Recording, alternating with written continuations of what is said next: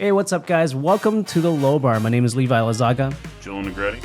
And on today's show, we have Steven Esparza on our show joining us. We're going to be talking about documentaries, movies, film, music, anything. Well, at least we'll try to, because here at the Low Bar, we do set the bar pretty low. So, Cue the graphic.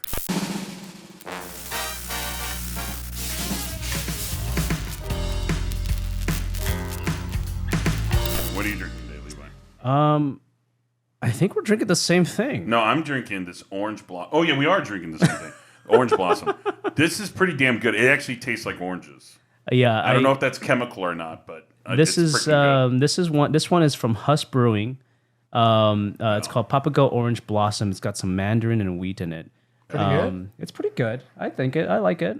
Yeah. What do you drink? Yeah. We got water over there. Is that tap or is that sparkling? I got some tea. I'm not going to share what I got in here, but it's pretty good. It's a Long Island. It's a Long Island. It's a pina colada. You can't see it. But yeah, so we got Steven Esparza on the show today to talk about some of this documentaries he's produced and directed in the past few years. You got How many documentaries total? Well, this is two, but I've been on a lot of. I'm very fortunate, like you guys, been on a lot of, big productions. But I'd like to think of those as big. But yeah. Didn't you do? And correct me if I'm wrong. You were second unit on Fast and Furious 7.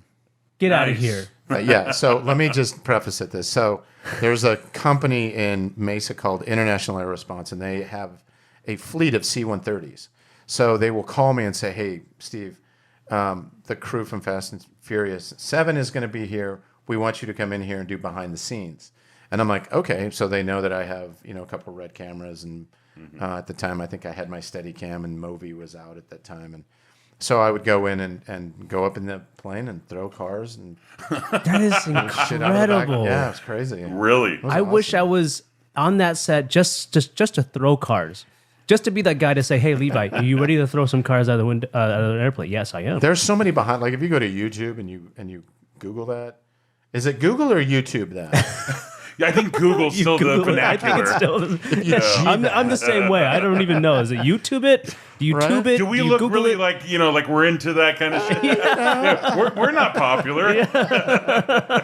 But if you search for that on YouTube, you're going to find so much stuff. Yeah. And not to get off topic, but my claim to fame with that still International Air Response, I filmed a helicopter crash. Wow. Out in Coolidge, out in the desert. Was this part of a project, or was it like a real We were filming. Hold on. So me and the owner of International Air Response flew out to Coolidge, the Coolidge Airport. It's this little airport in the middle of nowhere, and that's where the military goes out and drops a bunch of military guys and whatever. But they were filming South Korea's Top Gear, not North South Korea. Korea's? Yeah, not South Korea's. I didn't even know they had a Top Gear in South Korea. They have. I'm almost positive that's what it is. But if you Google that and you watch that video, they were literally chasing. They had a Cobra racing a Corvette. I think it was a Corvette, and they would take off. And the pilot from the Huey helicopter, there was a guy in the front, and a guy in the back, and it's amazing. Like, I'll send you some of that footage so you can show your viewers. Yes. Some of that footage that awesome. I've never even shared with people. Oh my gosh! But they were literally. It's such a. If you Google that, you'll see my footage, and then you'll see their footage. And this helicopter comes around. We're standing. Me and my client are standing by these vans, and the helicopter comes screaming around us to where you can feel the heat from the helicopter. And wow. It comes around. And he can't get lift, so he goes right into the dirt. No. And I Wow. filmed this on a 5D Mark III. Remember that camera?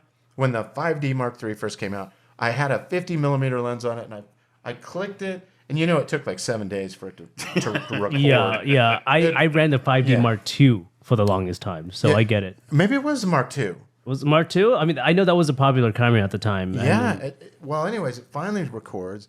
I get it hitting the ground, and everybody's ducking for cover, and I've got like a Zacuto eyepiece, and I'm looking through this eyepiece, and shit's just flying past me. Oh my god! My claim to fame, by the way, the pilots were fine; they were okay. I was going to The ask. helicopter, they literally crawled. I ran up to it and I turned the camera off because I didn't want to film. Sure, yeah. You know, I'm not into that. Anyways, He's not a night. What is that? The night walker, night stalker. oh, for sure. Oh yeah. The guys go there, fill that stuff. For sure.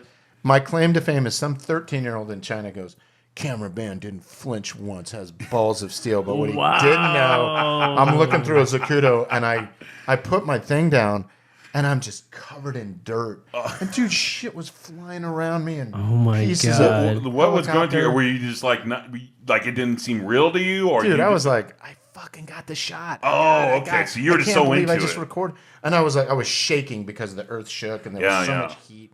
And I hit, I stopped recording, and then I hit play to see if I got it, and I was like, and I just started. I was in shock. I think I was in shock because, Wow. I mean, I was literally in tears at one point. Yeah. And then the other film that we did out there was, we did Captain Phillips, and then we also did. Did it Captain Phillips? Yeah. That's an Seriously? awesome movie. And then the other one was Point Break. Point Break, the new. That's what I newer was one? saying. I saw pictures of you posting Point Break. Point Break was cool. The newest one, right? The newer one, yeah.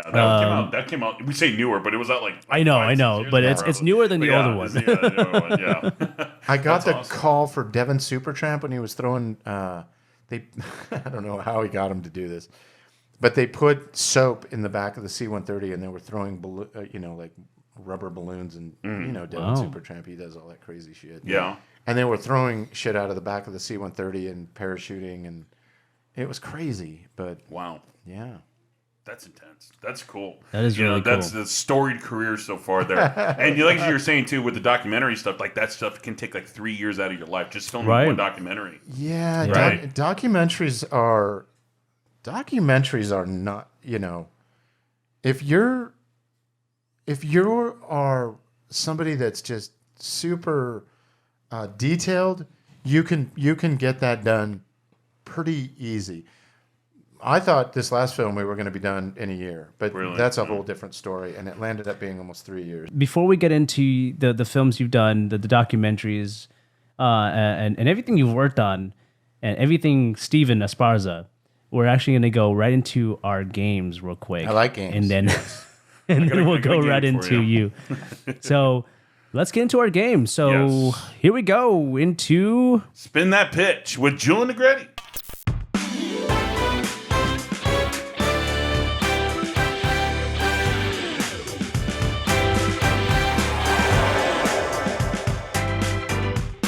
All right, so you guys, I got a game here for you.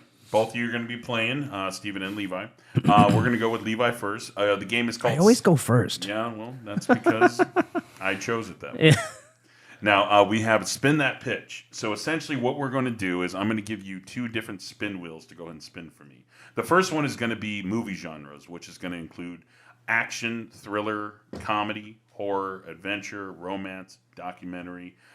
These are going to be all your genres. You're going to get one spin at this, and that's going to give you your genre for your pitch. And then you're going to have another spin wheel, which is going to be your topics. That's going to be aliens, demons, remakes, musicals, based on a book, black and white, silent films, and cartoons. Yes, some of these are also genres. But so that's not the point. This is my game. I do what I want. So I suck at this game because Yes, we know it that. really tests you. You have you got to be on your feet. Yeah. And I'm terrible at being on my feet. So I'm on my ass, so I'm ready to spin. I'm always on my ass too. So I'll go first and then you can go. it's pretty simple, but it has to be original idea. You just got to give me a pitch for it in regards to it, okay? do it. That's what you got to Completely do. fake. It doesn't matter. Okay. Are you on genres right now? I am on movie genres. Okay, great. All right, Levi, so why don't you go ahead and give us a spin. Let's find out what your genre is. Now, how many spins are we doing? You're going to do one spin for a genre. Okay, here we go. All right, and it Come on, give me something good. And spins. Oh, and boom. Drama. you almost took this off the wheel. I'm so glad we kept it because All it's right. drama. That's all you make is drama. I know. I love dramas. Okay. All right, Levi. So we have your genre as drama. Why don't we see what your topics are be? So let's go ahead and get those pulled up here. Okay. And give us a spin when you're ready, sir. Boom. And what are we looking at for your first topic? Ooh, demons. Demons. Well, that fits into And drama. demons.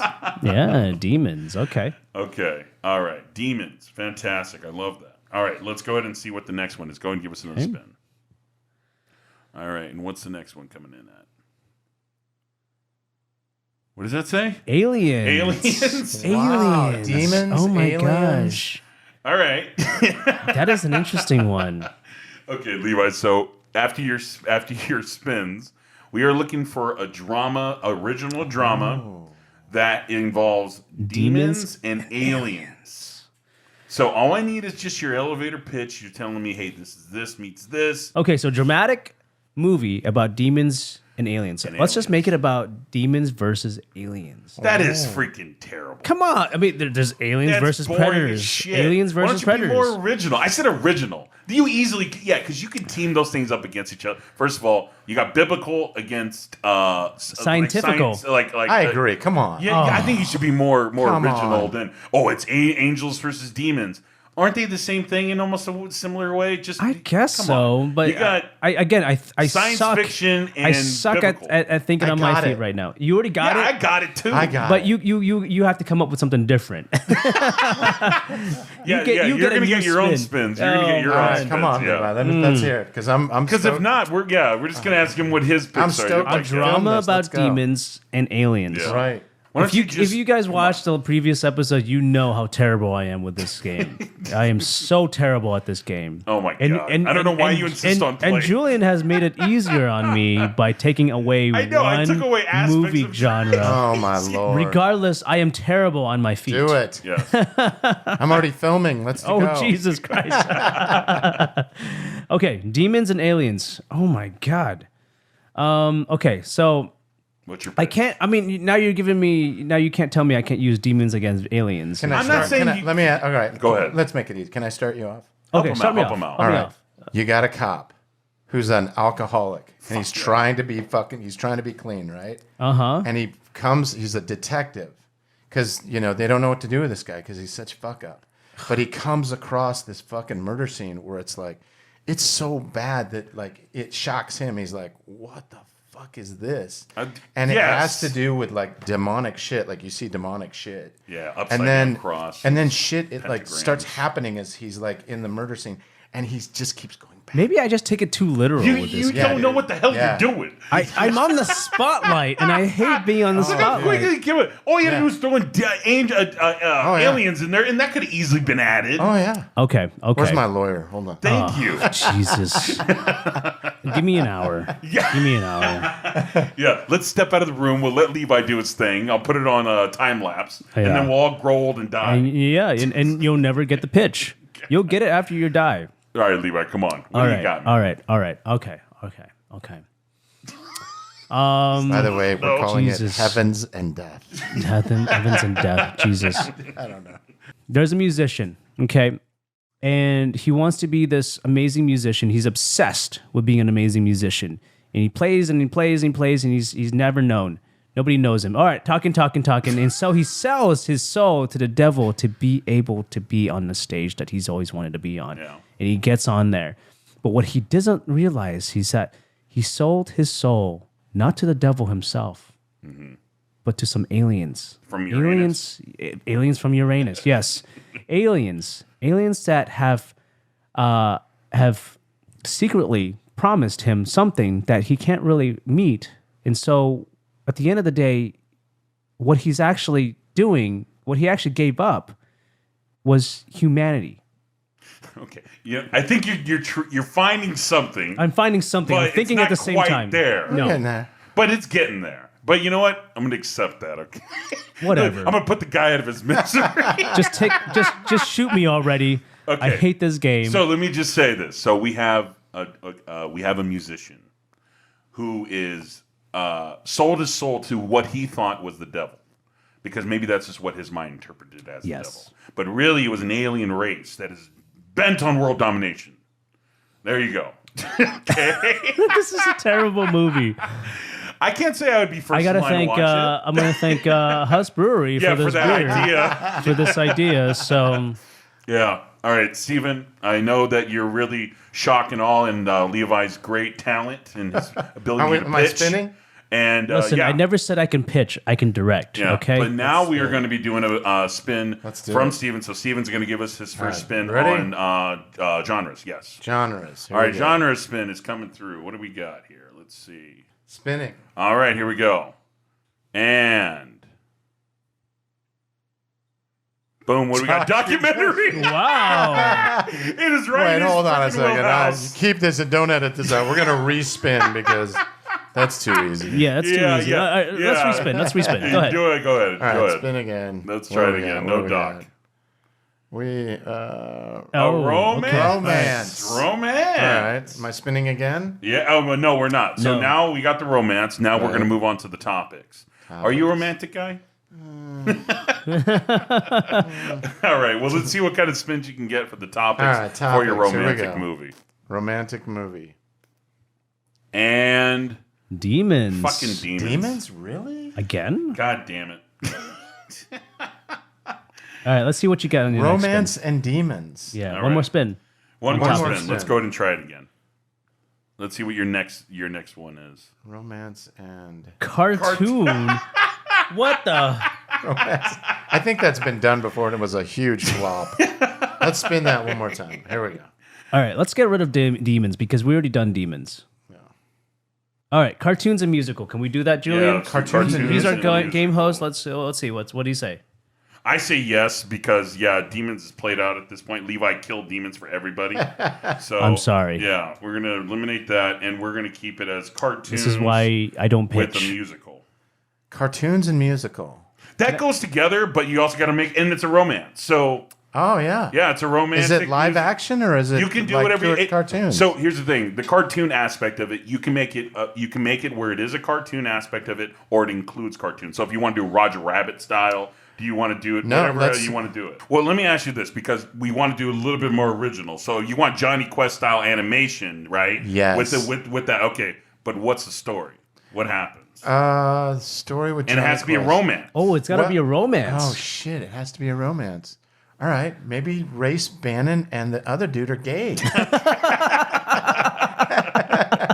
Okay. What was Johnny All right. Quest's dad's name? Shit. It was Race Bannon and it was... Oh, was it the professor or somebody? Oh, that is a good question. I haven't seen that in a long time. Well, I'll tell you what. Let's make it. Let's not go PC. Let's go. Race Bannon has a love interest, and he's getting married. Like he's getting married. Like wow, Race Bannon's getting married. But it turns out that she was with Dr. Benton C. Quest. Yes, She was with Dr. Benton Sequitz on the side. Like she was with him on the side, and it's like this turmoil shit. Yeah. Oh, Yeah. Okay. So that's your romantic angle for That's my that. romantic angle. All right. Yeah. So then, just to clarify, we have a Johnny Quest style-esque animation Yeah. that turns into live-action musical at points. Yeah. That has a romantic angle between Dr. Benton C. Quest and who Yes. was the other one?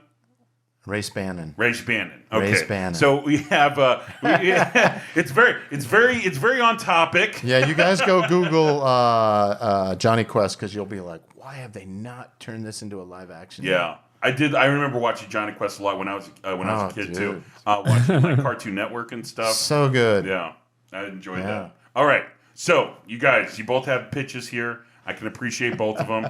If I'm choosing which one, I'm probably you're gonna go- obviously not gonna like mine because it's terrible. Well, here's the thing, though. Here's the thing. I do like musicals. I like cartoons. I hate musicals. I am more inclined to a dramatic thriller Me with too. like demons and aliens. in. However, your pitch sucks so hard.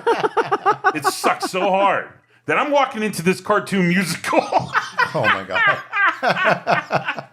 and I'm going to watch two dudes hook up. No, we're not gonna go that route.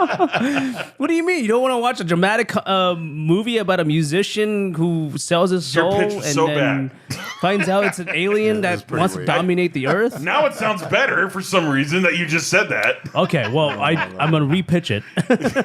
Second chance, right? All right, I think I'm going with Steven. But anyways, I like spin the pitch. I like it. pretty I soon hate this game so much. It is a fun game. But you just got to be good on your feet, Levi. Yeah, Maybe next time I'll let you spin the pitch, and I'll do it because I am better on my feet. But you're the game host. It's true. I am. I can't be replaced. But nonetheless, that was a fun game. I appreciate it.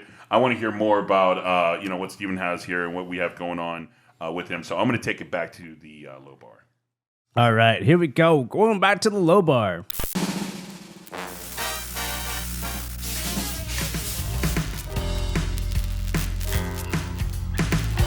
And welcome back to the low bar. I hope you guys had fun. Let's actually sit down with Steven and talk about his films and what he's got going on and definitely his whys, his whats, his whos and wheres and hows. So let's go. What do you want to know? Well, I want to hear more about these documentaries that you got coming up. So there's the Phoenix Film Festival, right? We have something coming out? So our premiere came out in October. Yeah. And it was at AMC. I think it's called Centerpoint. It's in Tempe, right? Tempe. It's like I think it's called the Centerpoint 11. Yeah. And when you do a film, you gotta have a premiere. My first film, I had 3 premieres. One was in Maui, one was in Phoenix, and then one was in San Diego. This one was here in Tempe because it was based on a Tempe band and the music scene here in the 90s. Uh-huh. So I mean, it really worked out. What was the name of the band? The name of the band was called the Pistoleros. Yeah, and that's the name of the title of the documentary, is that right? It wasn't at first, Oh, okay. but the name of the film is called The Pistoleros, Death, Drugs, and Rock and Roll. Nice. You said it wasn't at first, and I know you told me this story a little bit beforehand, and then there was a little bit of drama there, but Yeah. let's talk about that. Yeah. Tell us about that. So I had just finished my first film called Girl on Wave, which was a sports documentary that we filmed in Maui. We came to Phoenix, we went to San Diego and filmed it. It was a documentary about a girl following her dreams, and it was an inspirational film. So it was, no religion. It was something that you would watch and go, wow, man. Like a feel good. Yeah, man. Why am I not following my dream? Why am I not doing what I really want to do? Yeah. So right after that finished, it was literally like, I don't know, 5 months afterwards. And Fervor Records is a record label here in town. Fervor Records provides, I would like to think, 80% of the music that Hollywood is using. So when you go to Fervor Records Instagram, every week they show all of the tiles of posters and TV shows that they have music in. And what they do is they have this endless library of music that belongs to them. And Levi, if you're a musician and you've had music that was 10 years old and you own the rights to that music, it's not a label, you can call Fervor and they'll listen to it and go, Levi, we'd like to purchase these pieces of music from you. And they sign you to a deal. And that music can land up on Hawaii Five-0. It could land up in a documentary. It could land up in a feature film. It could land in so many different things. That's incredible to know. As musicians, that's Yeah. We make a lot of songs as musicians, and a lot of those songs don't ever go out. Right. And so that's Levi's great music information. is on LimeWire. Yeah, so if you're sitting on... That's where you can get his music. Yeah, good luck. For free. You can rip it. I mean, if you're sitting on music from 10 or 15 years ago, 20 years ago, contact Fervor and say, hey, I have a library. I'd like to show it to you. And, dude, you never knew. Your music could get on Hawaii Five-0 or some of these other Stranger Things. They've had, 8 songs on different episodes or... Yeah, it's crazy. But anyways, awesome. they approached me and we went to lunch. They said, hey, we want to talk to you about this project. And I was like, okay. And you guys know this. You guys are film student graduates. We're alumni. Yeah. We're alumni. older. We're And much older now. people in creative are always going to get pitched certain ideas. So I said, hey, man, free Mexican food? Let's go. So That usually wins me over. We go and we I'm sit going to add down. that to the spin wheel next time. I'm playing for sure. So anyways, we sit down and they said, hey, we've got this idea. We really want to film this guy, Lawrence Zubia, and his brother, who are in the Pistoleros. I think there was I don't know if it was Netflix, but there was somebody that was approaching them going, hey, we really want to kind of find out what that was like for you guys, Fervor Records, in the 90s, because Tempe was kind of ground zero for Hollywood Records really signing a lot of bands. Meat Puppets, Jim Blossoms, Pistoleros. And Fervor Records owns all their music? Well, at the time they owned, no, it was Hollywood Records that was signing. Oh, I see. But Fervor later on down the road signed the Pistoleros and Mark Zubia and Lawrence Zubia to their label. But because they had music from the past, they purchased that music, and that music gets bought. Right. So we sit down for lunch, and they said, hey, we've got this idea. And they said, what do you think it would cost to do that? And how long do you think it would take? And I said, well... So you just they just want you arbitrarily pull a number out right then there just to pitch them? I mean, I had just gotten off of Girl on a Wave, so I was so like... you had a brief idea then? A little bit. I'm like, hey, we're not traveling. We're not doing this. Everything is filmed here. You guys own the music rights, so I'm just checking stuff off because music is expensive. Travel is expensive. I own the production company, so we're shooting on red. And we don't, I was trying to get that number from, 250,000 down to a number that they could all look at and go, that's doable. We can do that. Yeah, sure. And I did. I brought it to a number and said, hey, listen, I will do this if you can provide this, and we get this, and then I benefit from this. Sure. And they were like, perfect. So we had the attorneys sign off on it. And then we met with Lawrence. And Lawrence sat down with us, and we thought we were making a film called The Phoenician Project. I had named it The Phoenician Project because Lawrence had beat addiction, and he'd been clean and sober, and he's coming out of the ashes, and we're going to make that story. Yeah. But 2 months into filming, we didn't realize that, man, it was, Lawrence had fired his brother from the band. This was like the second time he had fired him. And it was like an onion. All these layers just started coming unraveled. We were like, what is that? What is going on? And Mark didn't want to get on camera, but he had signed a deal, with all of us.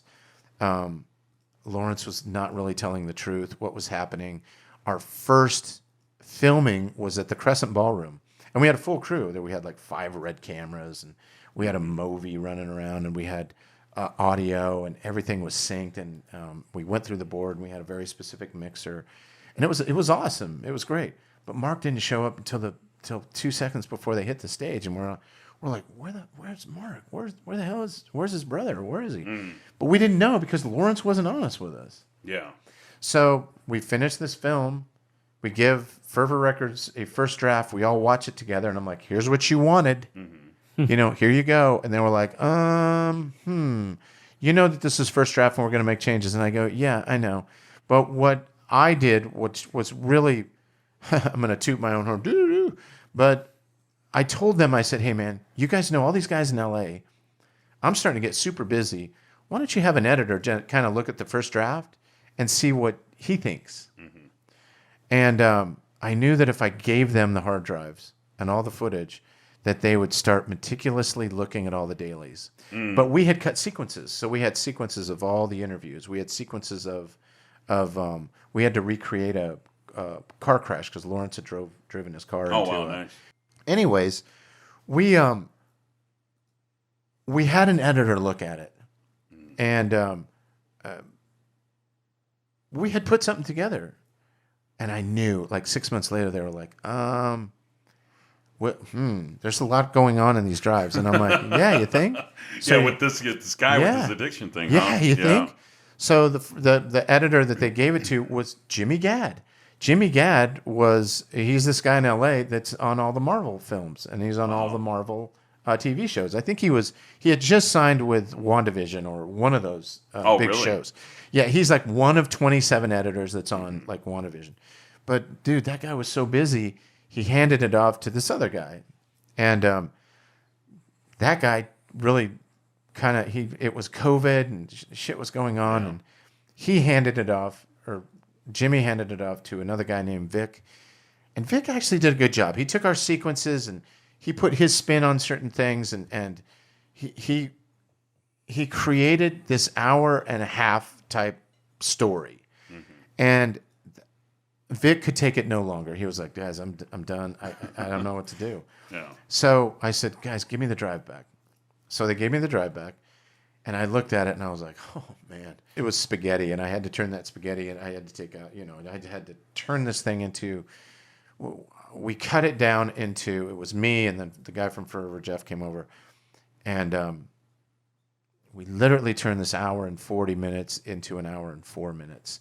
And it's fast and gritty. We took all the photos, and there were so many technical things that we did to get it what it looks like right now. Yeah. And I mean, it kind of beat me up a little. It sucked the life out of me a little bit. But the press on it is good. Nice. The local press is not really good when it comes to, I don't know, that's just my opinion. Sometimes they get a little, cut their ear off and move to the south of France, but they're good to us, and we're getting good reviews. So that's the only thing we can really ask for. We got distribution. Yeah. So our first film got distribution from 1091 and The Orchard, which, and then this film is it's our distributor is Pop Twist, and they specifically do rockumentaries, and that's why we went with them. So I think they're doing a great job. Our press is doing really, really well, and the key is to make that money back and make more money to go make another film. Yeah. So, and this project, like you mentioned, I think you said this took like 3 years to go ahead and it did take 3 years because of COVID, and then Do you think it'd have been a lot quicker if it wouldn't have been for maybe those slowdowns? Absolutely. Yeah. We couldn't really do anything during COVID. I think COVID just like ruined everything, honestly, for production. I mean, we lost a lot of jobs during COVID. Obviously, events are completely gone during COVID. Now they're coming back. But yeah, it's made a huge impact on everything, even documentaries for one. I'd love to see those documentaries, man. I can't say once the distribution is that you said is it Amazon Prime or where can you? Yeah, so when you get distribution, you're gonna our first film, they wanted to do a North America distribution, which was basically just the United States and Canada, and I was like, and dude, sometimes it's tough to get distribution. Anybody that makes a indie film or documentary knows that. Yeah. I got very, very lucky, and 1091, they do all those big sports documentaries. Incredible. Yeah. And we signed that 20 days after we did our premiere in Maui. And to answer you, let me get to your question. So what happens is that they will take that film and they will pitch it to all the platforms. Mm-hmm. And it's their job to get it on all the platforms. So most of the platforms will go to 1091 and say, hey man, what do you got for romance? What do you got for drama? What do you got for sci-fi? What do you got for documentaries? Documentaries make good money if they're good. That's what I sink my teeth into all of them. Yeah, man. So our film hit Girl on Wave hit iTunes. It hit Amazon. I'll never forget this dude. My buddy was like, hey man, Girl on Wave's on iTunes. And I go, what? And he's like, yeah, man. And he sent me the link, and I was like, that's cool. Reach over there real quick. You see those two cans right there? Move them aside. Look at that. All right. What do we have here? So this was our Blu-ray that we did. Oh, nice. Yeah. And that's Sarah Hauser, and she rides 45, 50-foot waves. Shit. She just won a Guinness Book World Record of biggest wave on a windsurfer female. Incredible. How crazy is that? Can I check that out? So yeah, dude. You notice it's still shrink wrapped because it's a DVD, and I don't have a DVD player. I got an Xbox. There you go. Don't you got a gaming console? It's somewhere around here. This looks pretty dope. But anyways, Girl on Wave you can obviously watch that on iTunes, Amazon Prime, which I've recently realized you can watch on Amazon Prime. So instead of I got Amazon Prime, yeah. We want to give some tips to the audience while we're at it. Would you say that's probably one of the tips you can give?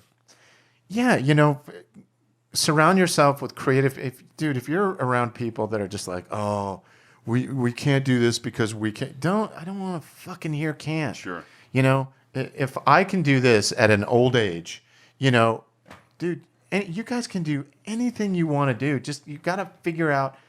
Some guy went into Disneyland with a DSLR, like he was taking pictures, and he made a documentary in Disneyland. I think I saw that. Remember that? Yeah. I forgot what it's called. It came out a long time ago. Probably I remember what you were talking about though. Yeah, he went in there with like a Canon 70 or something, and he filmed the whole thing. He did. That's incredible. Yeah. I mean, I'll never forget. I called Sarah and I was like, "Hey, I'm going to make a documentary about you," and she was like, "What?" She's French, and she's like, "What? What are you talking about? Are you kidding?" It's a good French accent. I thought I was in France. We did it. We absolutely did it, and man, you can do whatever you can do it. So for the audience out there, because distribution is probably the hardest thing. I mean, on top of finding money to just even start the project, Right. Distribution is obviously the final step. I'm still writing. I'm still writing. I'm still writing. So, just a couple tips, if you can. Like how do you even prepare yourself for distribution? When I did Girl on Wave, I knew that there were people on the island that knew people that had got distribution. Now, let me tell you what you're going to find when it comes to movies. This is what I found. A lot of those guys don't want to give you that information because they've worked their ass off to get it. Yeah. But here's the thing. I don't listen. Somebody helped me at one point. I called, and it was it was a flu. I mean, I literally called distribution, and I was like, "Hey, it's Steve Esparza. I made this film, Girl on Wave," and I was referred by Tiffany Morgan and Tiffany and Kurt. They're like, "Oh yeah, that's it. That's all. Yeah. How can we help you?" And I said, they gave me the name to, I can't remember what his name was, and they go, Danny Grant. And that's how I got it. Wow. And they were like, yeah, I go, his email, is it Danny at, and they're like. You're over there fishing? Dude, I was fishing hard. Oh my gosh. I seriously thought they were going to hang up on me. Wow.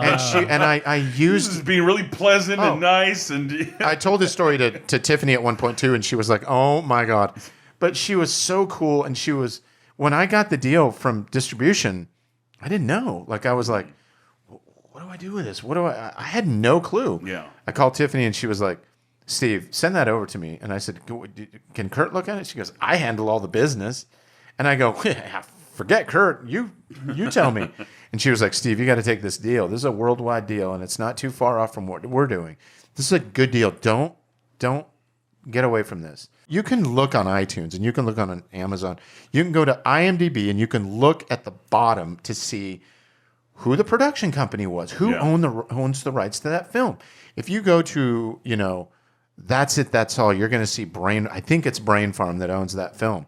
Kurt Morgan used to own Brain Farm, or it's Red Bull Media. Mm-hmm. If you go to some of these indie films, you're going to see Jack and Jill Productions. If you go to Girl on Wave, you're going to see Echo House Films. He's the guy that put in all the money to make this film.